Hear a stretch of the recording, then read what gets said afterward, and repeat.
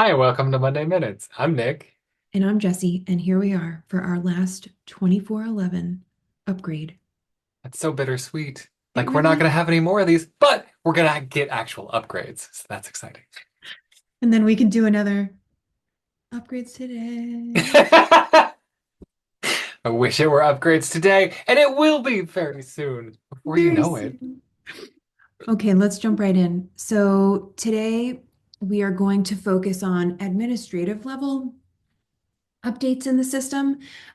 So if you run reports and you have the permission to come in and also do, let's say, modifications to records or patrons within the system, there is a great new option that you're going to see when you're running reports for patrons. So Nick, I'm going to come in, I'm going to grab a patrons report. We'll come down Mhm. here and run this children with guarantors, and I'm going to run this. Now, this particular report has a borrower number in it. And Nick, so tell us about this new enhancement, which now gives us the ability to.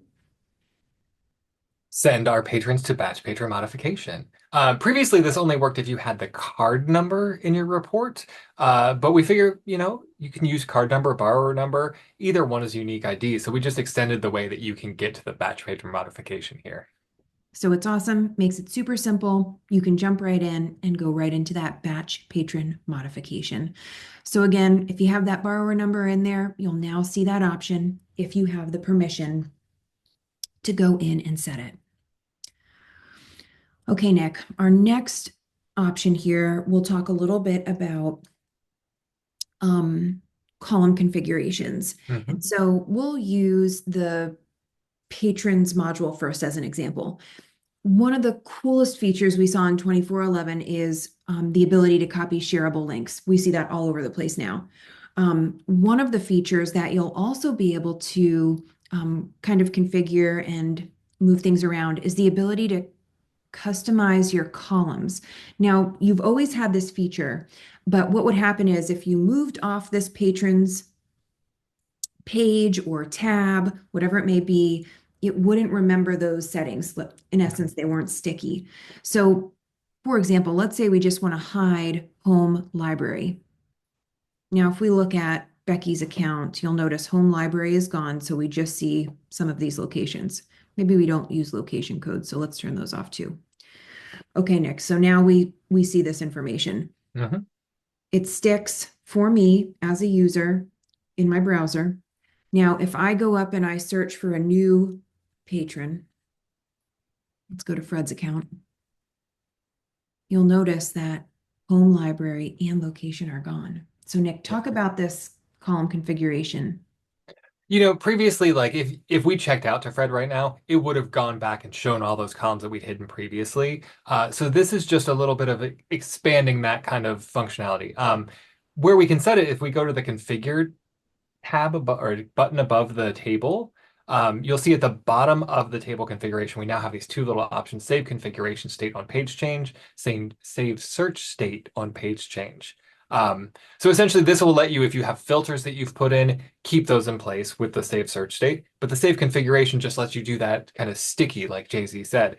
The real reason you probably want to use this is if you've hidden a bunch of columns by default, and suddenly you find today, like, I need to look at those copy number columns because we have something going on. You can check it, and then the rest of your session that day, it'll keep showing you copy number. But the next time that you log in after you've logged out and come back in, it'll reset to this default. So your defaults will still be enforced, but while you're working in Koha, you can change it and kind of do the things you need to do. It's awesome. So again, these are going to be sticky for your session. Once you log out, log back in, then you have the ability to reset them or use them again, depending on what you're doing in that day-to-day workflow. Okay, Nick, our next one is actually right in the patrons module again. So we're going to come Oh in yeah. and for folks that have permission to set permission for other users, there's a handy dandy new feature.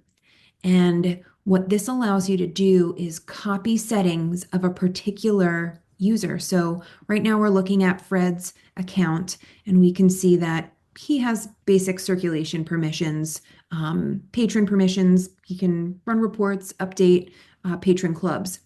Now, if we hit that copy settings, You'll notice it changed to a little check mark there. Now, if we come up here and let's say we want Fred to have the same permissions as Becky, we can come in, hit set permissions, and say paste permissions. This is going to be such a time saver. Especially, libraries will have like a Circ account or something where they kind of set these default permissions. And now when they add a new staff member or add a clerk, they can just copy those permissions right on over there. The permissions that you copy, they're going to remain in there, so you can paste them to several patrons if you need to. But if you wanted to stop, you also have a little button to forget the copied permissions. This is really one of those improvements that I just love. It's going to make it so much easier for libraries to change and update permissions for groups of patrons. It's so great. So great. I love it. Just making things much easier. The last enhancement we're going to talk about is one that we really can't show you, but one that's working in the background is with 2411, both the Koha OPAC and the Koha staff interface have been updated to Bootstrap 5. And Nick, what does this do for the community as a whole? Really what this is keeping us up to date with Bootstrap and the development there. So Bootstrap's always adding new features, expanding things. This is really going to increase accessibility for Koha. It's going to give us some more sleeker, more modern updates to a lot of our standard ways of displaying things. You can check out the Bootstrap 5 release notes and see all the great things they added. But really, it just, it helps keep Koha modern. It helps keep us up to date, and it helps make sure that everything's going to look great. Awesome. So what a journey, Nick. It has been going through all the awesome, awesome, awesome enhancements that we'll see in 2411. Nick and I still have a few others that we are going to show along the way. These are longer than Monday Minutes, so we'll do some videos for you so you can see some of those big enhancements that are also coming in the 2411 release.